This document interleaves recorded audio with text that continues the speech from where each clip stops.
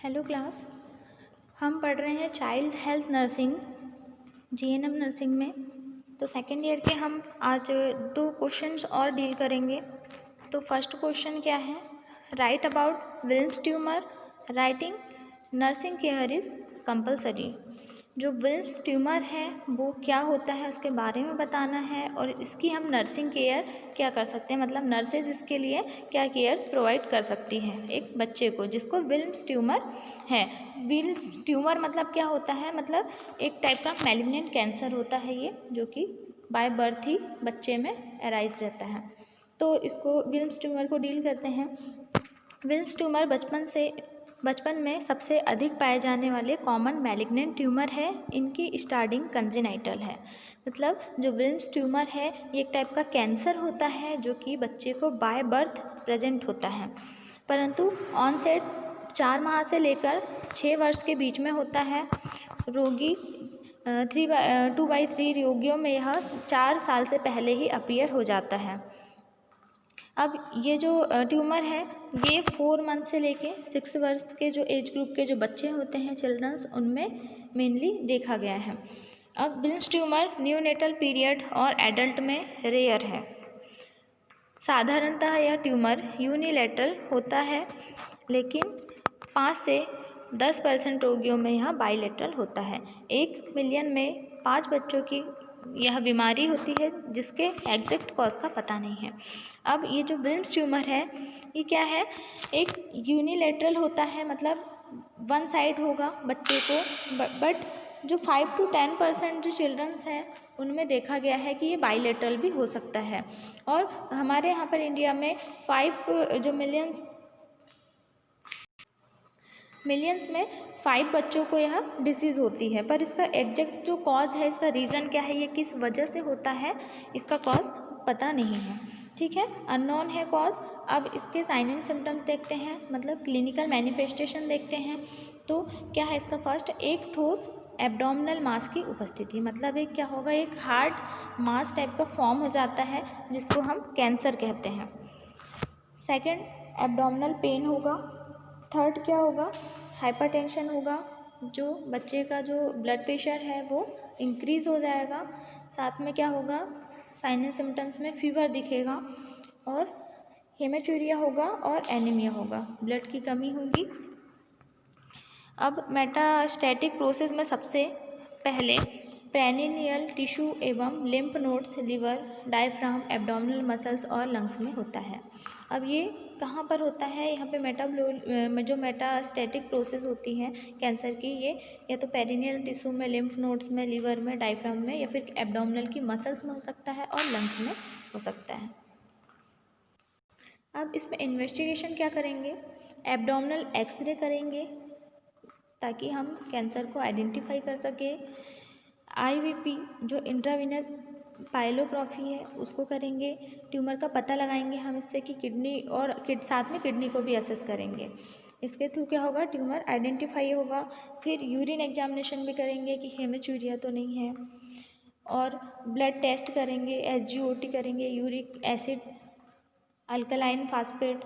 अब इसका ट्रीटमेंट क्या करेंगे, इस ट्यूमर की चिकित्सा उसकी स्टेज पर डिपेंड रहती है, मतलब अब ट्यूमर्स की जो कैंसर होता है उसकी भी स्टेज होती है, first stage, second stage, third stage. तो उसकी स्टेज के अकॉर्डिंग क्या करेंगे, उसका ट्रीटमेंट प्लान करेंगे। अर्ली स्टेज में सर्जरी, रेडिएशन और कीमोथेरेपी तीनों को मिलाकर इलाज किया जाता है।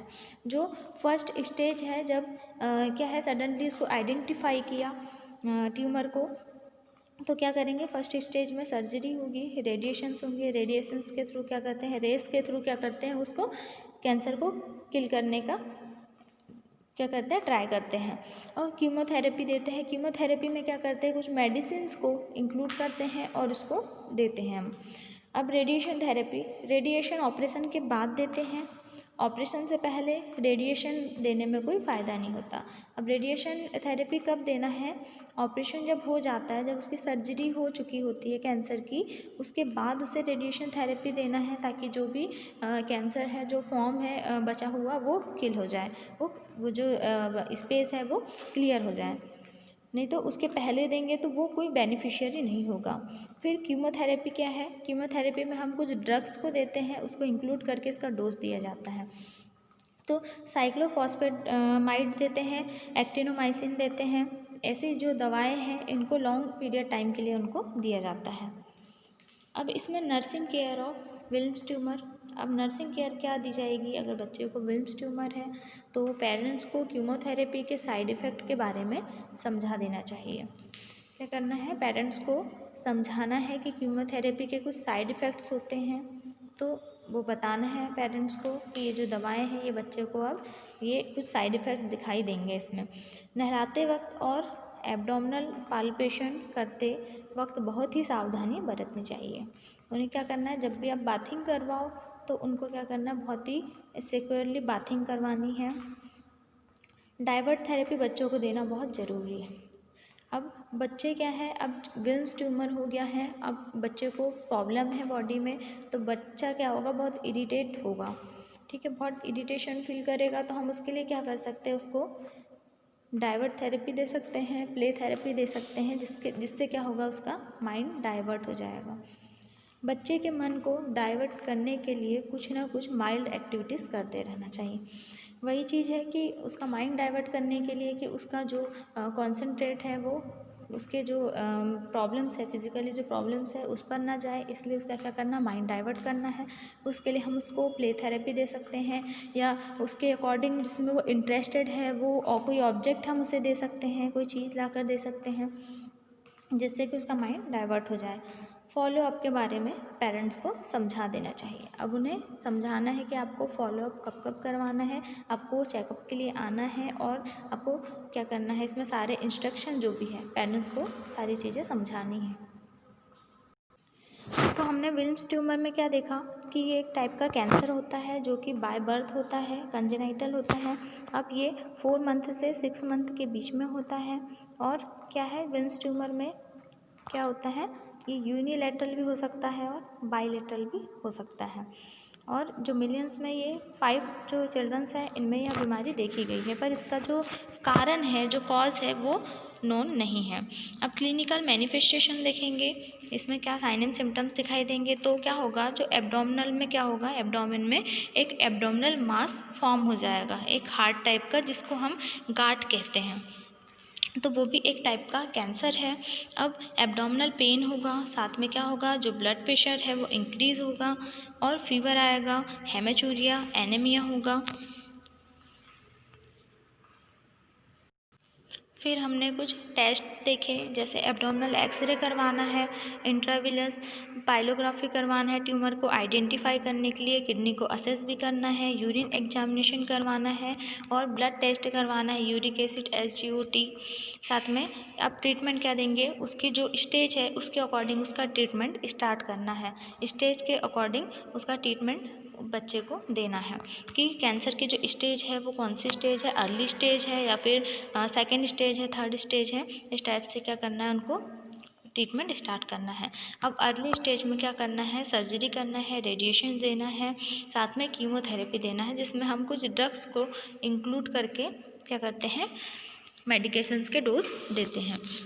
अब रेडिएशन थेरेपी जो है ऑपरेशन के बाद देना है, ऑपरेशन के पहले देने से इसका कोई बेनिफिट नहीं दिखाई देगा। अब कीमोथेरेपी में कुछ ड्रग्स इंक्लूड करते हैं, जैसे साइक्लोफॉस्फामाइड है, एक्टिनोमाइसिन है। इन दवाओं को इंक्लूड करके क्या करते हैं? इसको एक लंबे समय तक बच्चे को दिया जाता है। अब इसमें नर्सिंग केयर क्या करेंगे? विल्म्स ट्यूमर में पेरेंट्स को क्या करना है? कीमोथेरेपी साइड इफ़ेक्ट के बारे में बताना है कि बच्चे को क्या साइड इफ़ेक्ट्स होंगे, और क्या करना है? उसको बात करवाते टाइम क्या करना है? बहुत ही क्या करना है? सावधानी रखनी है। साथ में उसका माइंड डाइवर्ट करना है, ताकि बच्चा जो है वो फ्रस्ट्रेट ना हो, क्योंकि बच्चा जो है जब वो ट्यूमर से सफ़र कर रहा है तो वो बहुत ही इरिटेशन फील करेगा, तो उसे रिलीव करने के लिए हम क्या करेंगे? उसको कुछ प्ले थेरेपी दे सकते हैं, या फिर कुछ उसके अकॉर्डिंग जो वो चाहता है, उसे जो पसंद है, या जो टॉयज़ दे सकते हैं। और साथ में क्या करना है? पेरेंट्स को टीच करना है कि आप फॉलोअप के बारे में उन्हें बताना है पेरेंट्स को कि आपको क्या इंस्ट्रक्शंस फॉलो करने हैं, आपको चेकअप के लिए कब आना है, आपको किन किन जो बच्चे के लिए क्या क्या सावधानी बरतनी है। अब सेकंड क्वेश्चन पर आते हैं। सेकंड क्वेश्चन क्या है, व्हाट इज डीफनेस? बहरापन क्या होता है? Give its type, causes, process of detection and treatment.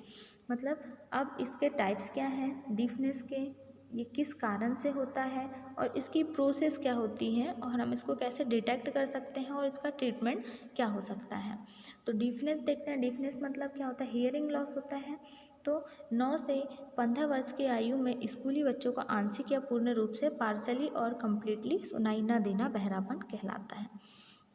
अब जो एज ग्रुप दी है 9 to 15 ईयर की एज ग्रुप के जो बच्चे होते हैं जो कि स्कूल्स जाते हैं, उनमें मेनली ये दिखाई दिया है डीफनेस के सिम्टम्स, जैसे कि पार्शियली या कम्प्लीटली तरीके से, या तो हाफ या तो पूरी तरीके से क्या है बच्चा बहरा हो जाता है, जिसकी वजह से उनको कई तरह की प्रॉब्लम्स का सामना करना पड़ता है, जैसे दूसरों की बातों को ठीक प्रकार से नहीं सुन पाना या बिल्कुल नहीं सुन पाना, जैसे जिससे उनके व्यवहार में विचित्रता पाई जा सकती है और लोग उन्हें मेंटली रिटार्डेड समझने लगते हैं। उन्हें कई तरह की इमोशनल और बिहेवियर प्रॉब्लम्स हो जाती हैं। देखिए, अब बच्चे को अगर सुनाई नहीं देगा तो बच्चे से हम अगर बात करेंगे तो वो रिस्पॉन्स कैसे कर पाएगा। अगर वो रिस्पॉन्स नहीं कर पाएगा तो क्या होगा, उसका जो नेचर है उसमें भी डिफरेंस हो जाएगा, कुछ चेंजेस आ जाएंगे बच्चे के नेचर में। बच्चा इरिटेट भी होने लगेगा क्योंकि वो क्या है, किसी तरीके से डिसेबल है। तो जो बच्चा है वो अपने आप को क्या करेगा, बहुत ही अलोन फील करेगा और अपने आप को लोगों से अलग समझेगा। और इस कारण से क्या है, कुछ लोग उन्हें मेंटली रिटार्डेड भी समझते हैं। तो ये जो इमोशनली और बिहेवियरी इसमें जो है प्रॉब्लम्स क्रिएट होती हैं, इमोशनल तरीके से, बिहेवियर तरीके से क्या होता है, इसमें प्रॉब्लम्स क्रिएट होती है कि बच्चा जो है बच्चा जो बहुत ही इमोशनल रहता है, इसमें उसके बिहेवियर में भी चेंजेस होते हैं। अब टाइप्स ऑफ डीफनेस देखेंगे तो डीफनेस 2 टाइप्स का होता है। फर्स्ट जो है कंडक्टिव डीफनेस। अब कंडक्टिव डीफनेस क्या होता है, यह बहरापन रोगी के मध्य कर्ण जो मिडिल ईयर है उसकी संरचना में खराबी होने के कारण ध्वनि तरंगों कान के श्रवण सूक्ष्म अंगों तक नहीं पहुंच पाती है और इस प्रकार रोगी को सुनने में परेशानी होती है। हियरिंग एड्स लगाकर इस बहरेपन को ठीक किया जा सकता है। अब देखिए, फर्स्ट टाइप का जो डीफनेस है जिसको हम कंडक्टिव डीफनेस कहते हैं। अब ये क्या होता है, जो मिडिल ईयर जो होता है, जो ईयर की जो स्ट्रक्चर जो है ईयर का, उसमें जो मिडिल ईयर है वहाँ पर जो स्ट्रक्चर है वहाँ पर प्रॉब्लम्स जो है स्ट्रक्चर में डिफेक्ट होने के कारण क्या होगा, जो वॉइस है वो क्या होगा, प्रॉपर बच्चा नहीं सुन पाएगा। अब इससे क्या होगा, उसको सुनने में प्रॉब्लम्स होगी। तो इसका जो ट्रीटमेंट है ये क्या कर सकते हैं, जो हियरिंग एड्स आते हैं, मतलब जो मशीन आती है जिसको कुछ लोग ओल्ड एज के जो पर्सन्स हैं वो कुछ लगाते हैं अपने ईयर्स में, तो उसके थ्रू हम क्या कर सकते हैं, इसको ट्रीट कर सकते हैं। सेकेंड टाइप जो है सेंसोरी न्यूरल डिफेक्ट। अब सेंसोरी न्यूरल डिफेक्ट में क्या होगा, यह बहरापन रोगी के अंतःकरण जो इंटरनल ईयर है वह ऑडिटरी नर्व्स में खराबी होने से उत्पन्न होता है। इस बहरेपन की चिकित्सा जटिल होती है। इससे व्यक्ति ध्वनि तरंगों के ज्ञानों के मध्य मस्तिष्क जो कि मिड ब्रेन है और संबंधित सेरिब्रल कॉर्टेक्स को आंशिक या पूर्ण रूप से कार्य न करने की वजह से सुन नहीं पाता है। इसे सेंट्रल डिफेक्ट भी कहते हैं। अब इसमें क्या होगा, जो सेंसोरी न्यूरल जो डिफेक्ट है, इसमें जो बच्चा है उसका जो ईयर का जो स्ट्रक्चर है, जिसमें इंटरनल ईयर जो है, जो ऑडिटरी नर्व्स है उसमें प्रॉब्लम्स क्रिएट होगी, जिसके कारण क्या होगा, वो सुन नहीं पाएगा। ठीक है, जो फर्स्ट जो हमने टाइप देखा उसमें क्या हो रहा था, जो मिडिल ईयर है वहाँ पर डिफेक्ट पाया जा रहा था। अब जो सेकंड टाइप जो देख रहे हैं हम, इसमें जो इंटरनल ईयर है उसमें डिफेक्ट पाया जाता है, तो जिसके कारण क्या होगा, बच्चा सुन नहीं पाएगा। तो इसमें क्या है, इसकी जो ट्रीटमेंट होता है बहुत ही कॉम्प्लिकेटेड होता है। तो इसमें क्या होता है, जो मिड ब्रेन है और जो सेरिब्रल कॉर्टेक्स है वो क्या है, प्रॉपर वर्क नहीं कर पाते हैं, जिसके कारण से क्या होगा, ये सारे इफ़ेक्ट्स दिखाई देंगे। और सेंट्रल डिफनेस भी इसको इसलिए कहते हैं क्योंकि यहाँ पर सेरिब्रल कॉर्टेक्स में क्या हो रहा है, प्रॉब्लम्स क्रिएट हो रही हैं, तो इसलिए इसको सेंट्रल डिफनेस भी कहते हैं। अब साइकोलॉजिकल डिफनेस क्या होगी, यह कोई वास्तविक बहरापन नहीं होता है या बच्चों में उनके जानबूझकर किसी भी बात की अवहेलना करने से उत्पन्न होता है। अब मतलब साइकोलॉजिकल डीफनेस में क्या कह रहा है कि मतलब मेंटली रूप से क्या है, बच्चा अगर कोई बच्चे से कोई बात कह रहा है या कुछ मान लो फैमिली में ही पेरेंट्स अगर बच्चे को कुछ कह रहे तो वो उसको क्या करता है, इग्नोर करता है। तो ये रियलिटी नहीं है, ये मतलब रियल डीफनेस नहीं होता है, ये सिर्फ एक क्या होता है, उसकी जो साइकोलॉजिकली तरीके से क्या करता है, वो उसको इग्नोर कर देता है।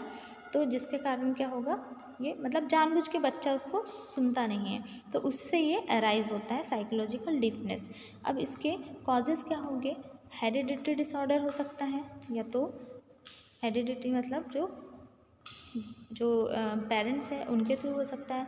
अब इंट्रायूटेराइन इन्फेक्शंस के कारण हो सकता है, जैसे कि वायरस सिफेलिस हो सकता है, एंडेमिक क्रेटिनिज्म हो सकता है, इसके कारण भी ये कॉज हो सकता है। या फिर न्यूनेटल पीरियड में एस्पाइक्सिया होना, ये भी एक रीज़न हो सकता है। साथ में बर्थ में इंजुरी हो जाना, at the time of birth क्या बच्चा जो है उसको इंजरी हो जाती है या बच्चा फॉल हो जाता है। फिर पोस्ट नेटल इन्फेक्शन, जैसे कि मेनिंजाइटिस हो गया, ब्रेन में इन्फेक्शन हो गया, एंसेफेलाइटिस हो गया। और नेक्स्ट जो कॉज है इसका, क्रोनिक ओटाइटिस मीडिया, मतलब यहाँ पर क्या हो रहा है, मिडिल ईयर में इन्फेक्शन हो रहा है, बहुत ज़्यादा जो है मिडिल ईयर में इन्फेक्शन होगा। अब गर्भावस्था के समय एमाइनो ग्लाइकोसाइड्स, स्ट्रेप्टोमाइसिन आदि दवाओं का सेवन। अब अगर माँ ने अगर प्रेगनेंसी के ड्यूरेशन में अगर इन मेडिकेशंस का यूज़ किया हो, जो कि एमाइनो ग्लाइकोसाइड्स हैं या फिर स्ट्रेप्टोमाइसिन है, अगर इन मेडिसिन का यूज़ किया हो तो भी ये जो इसके इफ़ेक्ट्स है ये बच्चे में दिखाई देंगे। अब डिटेक्शन ऑफ डीफनेस, अब इसका डिटेक्शन कैसे करेंगे, कैसे आइडेंटिफाई कर सकते हैं हम कि बच्चा बहरा है। अगर एक बच्चा किसी तरह की साउंड या वॉइस की तरफ किसी तरह की कोई अनुक्रिया मतलब रिस्पॉन्स नहीं देता है, मतलब एक मरा हुआ सा पड़ा रहता है, मतलब हम कुछ बोल रहे हैं बच्चे को और वो कुछ रिस्पॉन्स नहीं दे रहा है, हम छोटे बच्चों की कर रहे हैं, तो हम अगर कुछ उन्हें कुछ एक्सप्रेशंस देते हैं या फिर हम जो है साउंड से अपनी क्या वॉइस से हम उसे क्या बातें करते हैं, तो क्या है उसका अगर कोई रिस्पॉन्स नहीं हुआ, वो अगर नॉर्मल सीधा लेटा हुआ है, उसने हमें कोई रिस्पॉन्स नहीं दिया, ना कोई बॉडी लैंग्वेज के थ्रू, तो क्या होगा, इसका मतलब ये है कि वो कम्प्लीटली या फिर पार्शियली क्या है, बहरा है या फिर मेंटली रिटार्डेड, ये भी हम उसको मान सकते हैं। तो इसकी जो आइडेंटिफिकेशन के लिए कुछ टेस्ट होते हैं, मतलब कुछ जांच करनी है, तो वो क्या होगी, 1 से 3 वर्ष की आयु के बीच में सिंपल स्पीच और वॉइस टेस्ट करवाना है। अब सेकंड क्या करना है, 3 टू 5 ईयर की एज में क्या करना है, बीच में स्पीच और whisper test, speech reception threshold, SRT test, lower intensity test, turning fork test, EEG जिसको कहते हैं, वो करवाना है हमें। मतलब ये सारे टेस्ट करवाने हैं ताकि हम जान सकें कि बच्चा जो है वो डीफनेस से सफ़र तो नहीं कर रहा है, कोई मेंटल रिटार्डेशन है, डीफनेस है बच्चे को। और सुनने और बहरेपन की डिग्री का निर्धारण करना है, किसके द्वारा, जो ऑडिटरी मेट्रिक होता है उसके द्वारा उसको यूज़ करके हमें ये क्या करना है, डिसाइड करना है कि ये कितने हद तक बच्चा नहीं सुन पा रहा है। अब वर्बल रिकॉग्निशन और स्पीच टेस्ट द्वारा इसको आइडेंटिफाई करना है। अब क्या करेंगे, इलेक्ट्रॉनिक स्टेजमोग्राफी, इसमें ENG से वेस्टिबुलर हियरिंग लॉस और ट्यूनिंग में का पता लगाना है। मतलब जो एक ट्यूनिंग फॉक आता है जिसको हम ईयर के पास क्या करते हैं, उसको बच्चे के ईयर के पास ले जाकर उसको क्या करते हैं, वाइब्रेट होता है वो, तो उससे पता चल जाता है। अब इसमें ट्रीटमेंट क्या होगा, पहले सर्जिकल ट्रीटमेंट की बात करें तो मिडिल ईयर में किसी तरह की खराबी हो तो सर्जरी के द्वारा उसे ट्रीट किया जा सकता है। अब अगर मिडिल ईयर में कोई प्रॉब्लम हो रही हो जिसके कारण बच्चा सुन नहीं पा रहा है, बच्चे को बहरेपन का जो बच्चा शिकार हो रहा है, तो क्या है, इसको सर्जरी के द्वारा हम क्या करेंगे, ट्रीट कर सकते हैं। साथ में अब हियरिंग एड्स का यूज़ करना है, इसके ठीक से सिलेक्शन करने की ज़रूरत होती है, मतलब बच्चे को कौन सा हियरिंग एड्स लगाना है, इसमें auditory training, language training, psychological support देना है और रिहेबिलिटेशन करवाना है। तो हियरिंग एड्स में कुछ टाइप्स के हियरिंग एड्स होते हैं, मशीन्स होती है जो कि हम बच्चे को यूज़ करवा सकते हैं। तो हमने यहाँ पे 2 क्वेश्चंस देखे जिसमें हमने अभी पढ़ा डीफनेस के बारे में। इसके पहले हमने पढ़ा था विल्म्स ट्यूमर क्या होता है, वो एक टाइप का कैंसर होता है। और अभी हमने पढ़ा डीफनेस, तो डीफनेस के बारे में पढ़ा कि इसको डीफनेस क्या होता है, कितने एज ग्रुप में होता है और इसमें क्या सिम्टम्स होंगे, इसका ट्रीटमेंट क्या है। नेक्स्ट टॉपिक को हम नेक्स्ट वीडियो में डील करते हैं। Thank you class.